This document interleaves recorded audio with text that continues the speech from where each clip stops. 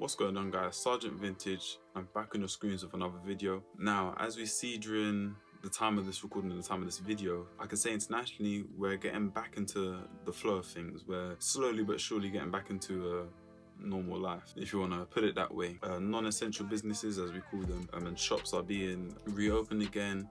We've got other stores, our sneaker stores and other things that can fit in between those categories of essential and non-essential are being slowly progressed back to the norm. And this video, as you can see by the title, is just ways to explore those places, explore our charity shops and our car boot sales and our thrift stores and whatnot in a safe manner, and try to stay COVID free during this time of our newfound freedom. Even our individual governments are introducing parts of our society, in regards to shops at least, back into the normal flow of things. It does not mean that we are coronavirus free. We still have to operate safely, especially myself and I'm sure other viewers both here in the UK and internationally that be doing the thrift shops, the car boot sales. We do our online thrifting, so we might have to go and collect things and whatnot.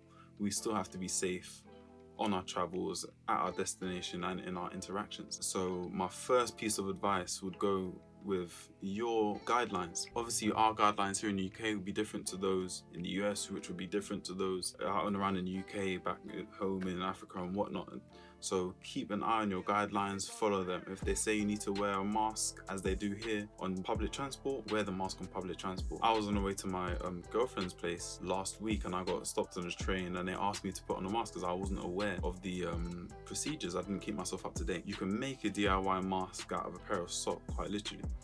I've been seeing these videos online on Instagram and whatnot of people making them themselves, so you don't necessarily have to go and buy one. You can just buy an old pair of socks, cut it up in the manner. I'll put a link in the description, hopefully, of a video that I've seen where you can do that. And yeah, so in public transport in the UK, whether that be bus, underground, overground on the trains, even our taxi or riding services, an Uber, a Bolt and whatnot, Captain, they're implementing those same procedures where you still have to wear a mask. You cannot sit in the passenger seat anymore in the front of the next to the driver, and you have to sit in the back with a mask on.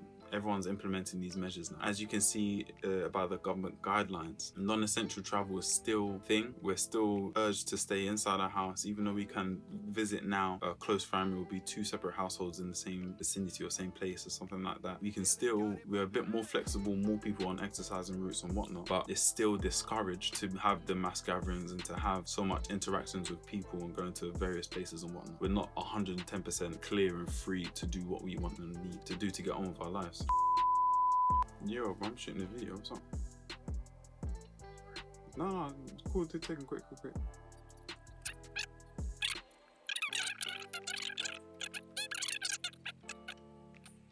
Always help out your friends and family, people. But yeah, so with our guidelines, the businesses and the places in which you would visit would have to comply with those guidelines. There would have to be procedures put in place for you to be safe in that environment and for the workers to be safe in that environment as well. As I said, here in the UK, whenever you go to a store, a Sainsbury's, a Tesco's, a convenience store or something like that, they have a shield in front of the cashier. They would have measures on the floor where you're lining up outside to keep a certain distance from the next person in front or behind you. So you just got to adhere to those procedures in which the government and the store would put in place. One store might have one line going one direction, another store might not have a line, but they might have one where you do a checkout, for example. So you just got to have to keep up to date with your place. In regards to the thrifting and the charity shops and car boots, go on their social media sites. You can go onto the whatever charity shop that you visit around your local area, go to either their website, you can go to their social media feed, whether that be Twitter or Facebook or Instagram. If you have a contact number by any chance for your local contact store, potentially try to contact them, because it might be your mobile number or it might be a number for a head office, and you can ask them and see where they're at in their procedure for either reopening or for when you are to come and visit their store. So if, for example, in regards to a car boot sale that I was looking to go to, a local one for me, I was messaging them to see if they were opening operational and whatnot in regards to their timings, and they got back to me saying that they're not at the moment, but they're apparently on the 4th of July, when non-essential businesses and everything else is fully open, they'll be beginning their procedures for reopening then. So that'll leave it then for me to go message them again on that time period to get another update at that time. And then, for example, with charity stores, you can go on their Twitter and whatnot, as I've done, and some charity shops are already open. So as I'm walking, I can pop into a charity shop, but again, they have their measures in place. No more than potentially 2 or 3 people at a time in the charity shop. Again, in regards to payment, keep a certain distance when you're paying and whatnot. So these are the procedures that I already have to follow that are already in place in regards to the charity stores. And again, in regards to your own health, it would be a best idea, even if it's a local spot where you don't have to take public transport, to keep a mask on, to keep yourself safe in that way. Potentially have gloves. Even given the weather is turning up and it's being a bit warmer now, or potentially hot, you might wear a thin layer of gloves, because again, you're going to be touching items and whatnot, and going through the day, another person might have touched those items, and there's always a chance that someone might have transmitted. So it's just to keep yourself safe. Carry the antibacterial hand wash on your travels. So after you finish your shop or whatnot, whether successful or not, give yourself a little hand wash, antibacterial, and then you should be safe to be proceeding to your next store, to your next car boot sale, or going home, because again, you don't want to transmit that back to the house and the people there in your living space. And in regards to when you go to a charity shop, I know some around my local area, they have changing rooms, for example. Those will probably most likely be out of service, simply because of the transmission and constantly people touching the general area in the space and stuff. And it's nearly impossible, quite hard work, or an extra job that no one would want to do in regards to keeping it clean after every single customer that comes in and change. So watch out for that when you do buy your item. Obviously, you just have to scan it and whatnot, and just somehow get away in verifying its sizing, for example, or its look on you. But in a lot of charity stores that I do go to, they do have a returns policy. You can return it within 15, 28 days, obviously depending on the charity store. If you're obviously unsure, ask at the checkout. Ask them if they do have a returns policy and whatnot. And obviously you'd have to keep a receipt and whatnot, keep the item in the condition that it was bought in, and then you should be okay. A lot of the times when you do go back to them charity shops for the return, they exchange it. So they say this item costs £5 and you got a £5 store credit essentially. So you can pick something else in the store that's £5.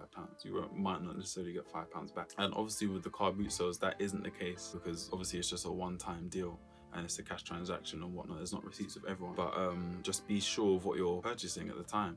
Make sure that it's the right size and make sure it's the right look and whatnot. Again, just limiting your exposure, having to go back to the store and whatnot, potentially transmitting it to someone else. And with these charity shops, there are putting things in place where they try to keep the clothing as clean as they possibly can. For example, with cancer research, I was looking on their website and they were saying that they're going to keep the donations coming. There's no problem with accepting donations, but they'll then begin a process of keeping the donation in a specific place for 72 hours, because that's apparently the time when the virus could potentially die out again. And then they'll wash it after the 72 hours, all being done so with the safety procedure of gloves, masks and whatnot, limiting exposure, and then they'll put it on the shelves. So hopefully by the time it gets to the shelves, you have a clean product that is coronavirus free and that you can pick and buy. Obviously wash it when you get home, just in case, and potentially add in your own procedures. I know myself as a small business owner, I would definitely, whenever I go to a wholesaler, whenever I go to get a bundle, get a charity shop bundle or an online bundle from an individual, I would wash the items before I sell them on. I always do. Another way you can also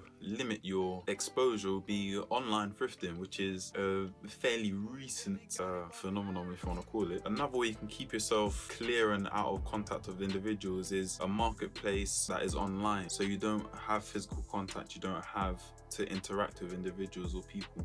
You can do this through various means, again online being the key word. You have a Facebook marketplace, you can have your Gumtree, you can have your applications on your phone, you can have a Spot. In the US you would have a Grailed or Poshmark or something like that, where you can thrift online, you can look for certain items and whatnot. Obviously keep yourself updated in regards to your searches and whatnot. Yeah, keep yourself at a distance. You can get the item delivered to you. If you need to collect it, then you can do so again with the measures beforehand, potentially keeping the distance if you can, keeping yourself wrapped up and clean. And yeah, so you can take those measures and do them online. You have a lot of charity shops that operate online now as well. I know the Salvation Army, they have an eBay store, an eBay page where they sell their items and whatnot. Yeah, I know Oxfam have their own online store as well, where they sell their items online. So take advantage of these at these times as well, where all the charity shops aren't going to be open. Use the online marketplace use the likes of eBay, use the Depop to go and find some grills and whatnot. Why do I keep saying that? Oxfam is another one of those charity shops that have their online store as well. You can buy items, again, from bric-a-brac to clothing or whatnot and everything in between. So use that to your advantage at this time where contact and stuff would be unwise given the circumstances, obviously. So yeah, those are my guidelines for you guys out there that are charity shopping. I know a couple of my favorite charity shop YouTubers are doing the charity shops. They're going back to the car boot sales, which is still operating, funny enough. Yeah, so those are my guidelines. Stay safe, stay clean, take precautions. Man, I get onto my girlfriend sometimes when she goes into a store and just picks up a basket, because I don't do that kind of stuff. I'm so meticulous. When I go onto the train and stuff, I wait for someone else to press the button, then I walk onto the train. If and when I get that train service, yeah, I'll be forgetting about the mask, but that's neither here nor there. But yeah, just take precautions wherever you go and whoever you interact with. So yeah, that's me, Sergeant Vintage. That's my guideline. I got my bag packed for, and I'm about to go to a delivery spot to drop off my parcels. Again, keeping myself clear with my mask, with my hand sanitizer. So yeah, I'm Sergeant Vintage, and I'm out.